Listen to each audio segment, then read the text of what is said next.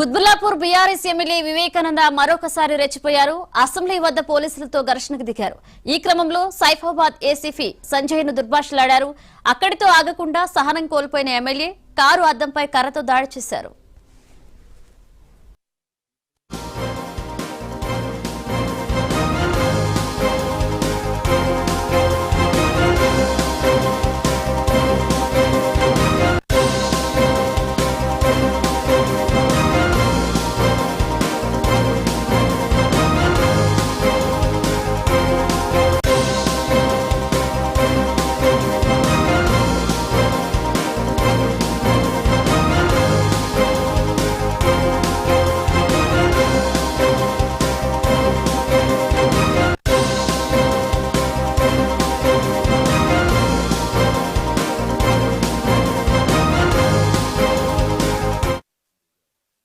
ఆటోవాలాలకు న్యాయం చేయాలని కోరుతూ హైదరాబాద్లోని ఎమ్మెల్యే క్వార్టర్స్ నుంచి బీఆర్ఎస్ ఎమ్మెల్యేలు ఆటోల్లో అసెంబ్లీకి వచ్చి నిరసన తెలియజేశారు.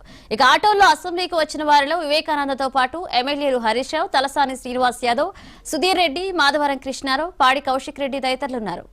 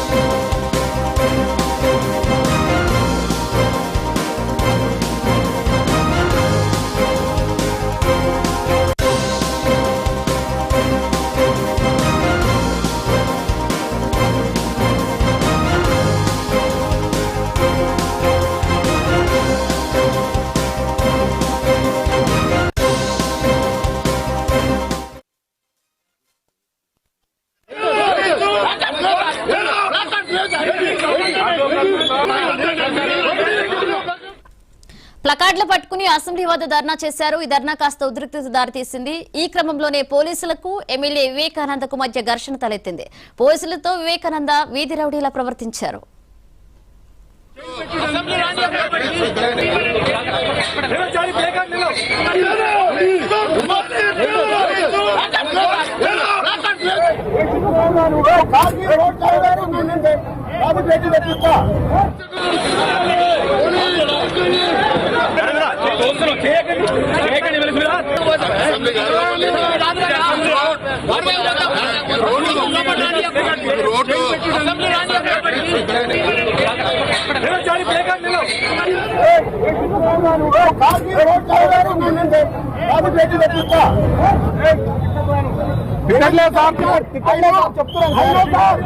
నాకు తిట్టడం రాదు, నాకు తిట్టడం రాదు, నాకు తిట్టడం రాదు.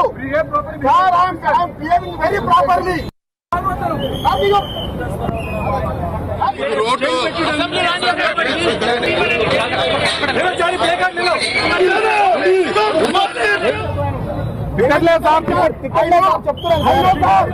నాకు తిట్టడం రాదు, నాకు తిట్టడం రాదు, నాకు తిట్టడం రాదు.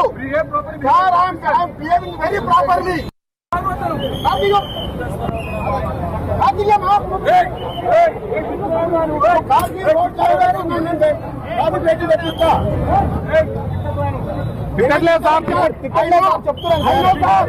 నాకు తిట్టడం రాదు, నాకు తిట్టడం రాదు, నాకు తిట్టడం రాదు. I'm behaving very properly.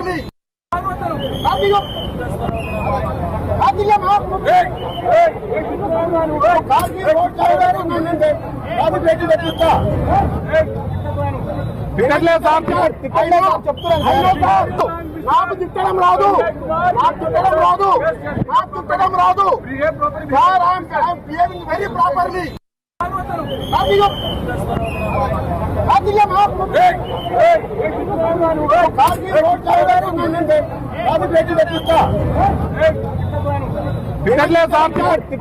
చెప్తున్నాను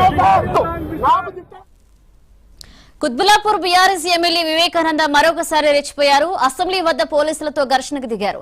ఈ క్రమంలో సైఫాబాద్ ఏసీపీ సంజయ్ ను దుర్భాషలాడారు. అక్కడితో ఆగకుండా సహనం కోల్పోయిన ఎమ్మెల్యే కారు అద్దంపై కర్రతో దాడి చేశారు.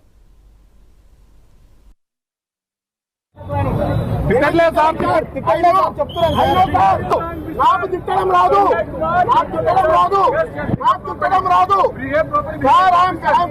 Very properly.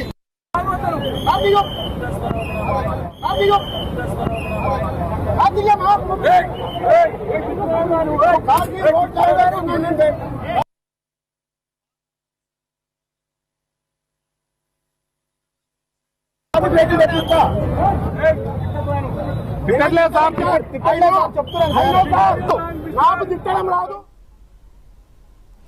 ఆటోవాలాలకు న్యాయం చేయాలని కోరుతూ హైదరాబాద్లోని ఎమ్మెల్యే క్వార్టర్స్ నుంచి బీఆర్ఎస్ ఎమ్మెల్యేలు ఆటోల్లో అసెంబ్లీకి వచ్చి నిరసన తెలియజేశారు. ఆటోల్లో అసెంబ్లీకి వచ్చిన వారిలో వివేకానందతో పాటు ఎమ్మెల్యేలు హరీష్ రావు, తలసాని శ్రీనివాస్ యాదవ్, సుధీర్ రెడ్డి, మాధవరం కృష్ణారావు, పాడి కౌశిక్ రెడ్డి ఉన్నారు.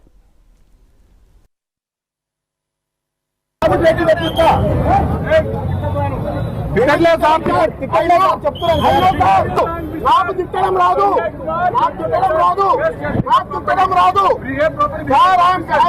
Very properly.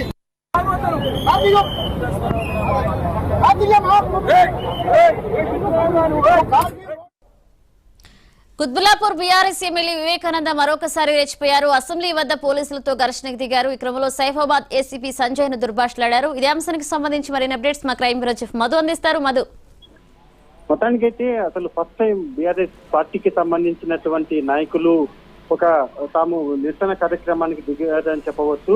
2 రోజుల పాటు ఒక 2 months బ్యాక్ మనం చూసుకుంటే బీఆర్ఎస్ పార్టీకి ఆపోజిట్ గా కూడా ఇటువంటి ప్రోగ్రామ్స్ జరిగాయి. కానీ ఇన్ ద ఫస్ట్ టైం ఇప్పుడు బీఆర్ఎస్ పార్టీనే ఇటువంటి ప్రోగ్రామ్ చేపట్టింది అంటే ఇక వీళ్ళు యుద్ధం మొదలు పెట్టారా అని అయితే మనం అనుకోవచ్చు. అయితే ప్రధానంగా మనం చూసుకుంటే మాత్రము ఇప్పుడు ఏదైతే అసెంబ్లీ ప్రధాన గేట్ ఉందో ఆ గేట్ దగ్గరికి ఒక్కసారిగా వచ్చినటువంటి బీఆర్ఎస్ నాయకులు అక్కడే ఉన్నటువంటి కొంతమంది నాయకులతో ఎమ్మెల్యే క్వార్టర్స్ నుంచి ఆటోలో వచ్చినటువంటి కొంతమంది బీఆర్ఎస్ పార్టీకి సంబంధించినటువంటి వాళ్ళు కాస్త ఉద్రిక్త వాతావరణం కలిగేలాగా దారితీశారని చెప్పొచ్చు. అసెంబ్లీ వద్ద తమ వాహనాన్ని పోలీసులు లోపలికి అనుమతించకపోవడంతో ఆగ్రహానికి గురైనటువంటి కుత్బుల్లాపూర్ ఎమ్మెల్యే వివేకానంద గౌడ్ ఎవరైతే ఉన్నారో ఆ వివేకానంద గౌడ్తో కాస్త మాట పెరిగిందని చెప్పొచ్చు. సైఫాబాద్ ఏసీపీ సంజయ్ తో కాస్త ఘర్షణ వాతావరణం అంటే మాట ఇద్దరి మధ్య కూడా మాటల యుద్ధం జరిగిందని చెప్పొచ్చు. ఎందుకని తన వాహనాన్ని లోపలికి అనుమతించడం లేదు, రీజన్ ఏంటి అంటూ కూడా ఆయన వివేకానంద గౌడ్ అయితే ప్రధానంగా అక్కడ ఉన్నటువంటి సైఫాబాద్ ఏసీపీ సంజయ్ తో అయితే గొడవపడడం జరిగింది. వెంటనే అక్కడ చేరుకున్నటువంటి అధికారులు కూడా కాస్త సర్దించే ప్రయత్నం చేసినప్పటికీ అక్కడే ఉన్నటువంటి వివేకానంద గౌడ్ మాత్రం ఏమాత్రం సత్యం మీద అన్నారు. ఎందుకని తన వాహనాన్ని నాకు లోపలికి వెళ్ళడానికి పూర్తి స్థాయిలో అధికారం ఉంది, సో ఎందుకని లోపలికి వెళ్ళడం లేదు, ఎందుకంటే హైదరాబాద్ ఎమ్మెల్యే క్వార్టర్స్ ఏదైతే ఉందో నుంచి అటులో చెలో అసెంబ్లీ వరకు కూడా వచ్చాం కాబట్టి ఇక్కడి నుంచి మేము లోపలికి వెళ్ళాలనుకుంటున్నాం, సో లోపలికి వెళ్ళాలనుకుంటున్నాం, మాకు లోపలికి వెళ్లేందుకు అనుమతి ఇవ్వాలంటూ కూడా డిమాండ్ చేయడం జరిగింది. కానీ లోపలికి వెళ్ళడానికి ఎట్టి పరిస్థితుల్లో కూడా అనుమతి లేదంటూ కూడా సైఫాబాద్ ఏసీపీ సంజయ్ చెప్పడంతో ఇద్దరి మధ్య కూడా మాటలు యుద్ధం అయితే జరిగింది. రైట్ నౌ అయితే ఇంకా వెదర్ అయితే అలానే కొనసాగుతుంది. అక్కడే బీఆర్ఎస్ పార్టీకి సంబంధించినటువంటి నాయకులు ఇంకా అక్కడే గుమ్మికూడారు. డెఫినెట్ గా మేము లోపలికి వెళ్తాము, ఏదైతే చెప్పినటువంటి కాంగ్రెస్ పార్టీకి ఆపోజిట్ గా అన్నట్టుగానే వాళ్ళు ఈ యుద్ధ వాతావరణం అయితే నెలకొల్పారని చెప్పవచ్చు. ఏది అయినప్పటికీ మాత్రము ఫస్ట్ టైం ఎమ్మెల్యే క్వార్టర్స్ ఏదైతే ఉందో దానికి సంబంధించి అక్కడికి వచ్చినటువంటి వివేకానంద గౌడ్ ఆయన అనుచరులంతా కూడా కాస్త అక్కడ ఆందోళన కార్యక్రమాలు అయితే చేశారు. రైట్ నౌ మనం చూడొచ్చు, స్క్రీన్ మీద కూడా మనం చూస్తున్నాం వివేకానంద గౌడ్ ఏదైతే ఉన్నారో ఆయన తనతో పాటు అక్కడ ఉన్నటువంటి ఏసీపీ సంజయ్ తో గొడవ పడ్డము. అండ్ మోర్ ఓవర్ అక్కడే కొంతమంది కార్యకర్తలతో రావడము, తన వెహికల్ కూడా లోపలికి పంపించాలంటూ కూడా డిమాండ్ చేయడము. సో కాస్త ఉద్రిక్త వాతావరణమే నెలకొందని చెప్పవచ్చు. ఇది ఏమైనప్పటికీ మొత్తానికైతే సిచ్యువేషన్ మాత్రం కంట్రోల్ తప్పిందని చెప్పాలి. మొత్తం వీటన్నిటిని కూడా అక్కడే ఉన్నటువంటి పోలీసులు పూర్తి స్థాయిలో వాటిని పర్యవేక్షించినప్పటికీ సిచ్యువేషన్ మాత్రం కంట్రోల్ తప్పిందని చెప్పాలి. బయటతో అయితే పోలీసులు భారీగానే గుమ్మికూడారు. ఎట్టి పరిస్థితుల్లో లోపలికి వెళ్తాము, లోపలికి అనుమతి ఇవ్వాల్సిందే అంటూ కూడా టీఆర్ఎస్ పార్టీకి సంబంధించినటువంటి వివేకానంద గౌడ్ మరి కొంతమంది అక్కడికి వచ్చినటువంటి అనుచరులంతా కూడా డిమాండ్ చేయడం జరిగింది. మధు, అసెంబ్లీ సమావేశాలను రెండవ రోజు ఇలాంటి సమస్యలు అంటే ఆటో వాళ్ళకు న్యాయం చేయాలంటూ కూడా ఈ రోజు బీఆర్ఎస్ ఎమ్మెల్యేలందరూ కూడా ఆటోలో అసెంబ్లీకి వెళ్లారు. అంటే సెకండ్ రోజు ఇలా ఉంది, రేపు బడ్జెట్ ప్రవేశపెట్టనున్నారు. అంటే ఎలాంటి సిచ్యువేషన్ కొనసాగే అవకాశం ఉంటుంది అనుకోవచ్చు మధు? అంటే బీఆర్ఎస్ పార్టీకి సంబంధించినటువంటి నాయకులు ఒకటే, ఇక పూర్తిగా స్థాయిలో కూడా గవర్నమెంట్ కి ఆపోజిట్ గానే వెళ్ళాలి. ఎందుకంటే ఇప్పటికే అధికారంలోకి వచ్చి 2 months అయిపోయింది కాబట్టి చెప్పినటువంటి హామీలు ఏవైతే ఉన్నాయో ఆ హామీలన్నింటినీ కూడా నెరవేర్చడంలో కాలయాపన చేస్తున్నారు. సో ఈ నేపథ్యంలోనే ఉచిత బస్సు ఏదైతే ఉందో ఆ ఉచిత బస్సుకు సంబంధించి ఆటో డ్రైవర్స్ చాలా ఇబ్బందులు పడుతున్నారు. ఇలా ఒకటి కాదు, వాళ్ళకు ఏ రీజన్ అంటే ప్రతి దాన్ని కూడా ఒక పాయింట్అవుట్ చేసే విధంగా, అంటే కాంగ్రెస్ గవర్నమెంట్ ని ఎదుర్కొనే విధంగా ఏదైనా కార్యక్రమాలు చేపట్టాలి అనేటటువంటి అందులో భాగంగానే రైతు ఇప్పుడు మనం చూసుకుంటే మాత్రం అసెంబ్లీ వద్దకు వచ్చినటువంటి మొత్తం బీఆర్ఎస్ పార్టీకి సంబంధించినటువంటి ఎమ్మెల్యే అంశాలంతా కూడా కాస్త ఉద్రిక్త వాతావరణం నెలకొట్టారు. అయితే ఈ నేపథ్యంలోనే మరి ఏం జరగబోతుంది, పోలీసులు సర్ది చెప్పే ప్రయత్నం చేసినప్పటికీ కానీ వివేకానంద గౌడ్ మాత్రం డెఫినెట్ గా తాము అనుకుని చేసి తెస్తాము, లోపలికి అనుమతించాలి, ఎందుకు అనుమతించారంటూ కూడా డిమాండ్ చేయడం అయితే జరుగుతుంది. ఒక బీఆర్ఎస్ పార్టీకి సంబంధించి వాళ్ళు ఒకటే, ఇంకా కాంగ్రెస్ పార్టీని టార్గెట్ గానే ముందుకు వెళ్ళాలి. కాంగ్రెస్ పార్టీకి సంబంధించినటువంటి నాయకులు చెప్పినటువంటి హామీలు గెలిచిన తర్వాత ఆ హామీలు మర్చిపోయారు అనే విధంగా మొత్తం ప్రజల్లోకి వెళ్ళాలి అని అయితే బీఆర్ఎస్ పార్టీ నాయకులు తమ వ్యూహ రచన ఏదైతే ఉంటుంది, అంటే ఇంకా ఫ్యూచర్ ఎలాగైతే ముందుకు వెళ్ళాలో అందులో భాగంగానే ఇప్పుడు ప్రస్తుతం వీళ్ళంతా కూడా కాంగ్రెస్ పార్టీ ఎక్కువ పెట్టడానికి కావాల్సినటువంటి పనులను, ప్రయత్నాలను, ఆందోళన కార్యక్రమాలను అయితే చేపట్టారు. చెప్పండి. Thank you Madhu.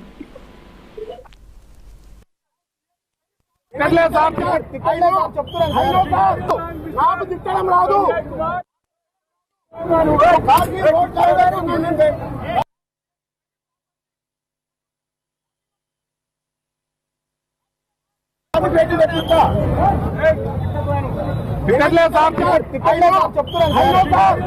నాకు తిట్టడం రాదు. నాకు తిట్టడం రాదు. నాకు తిట్టడం రాదు. Sir I'm behaving very properly.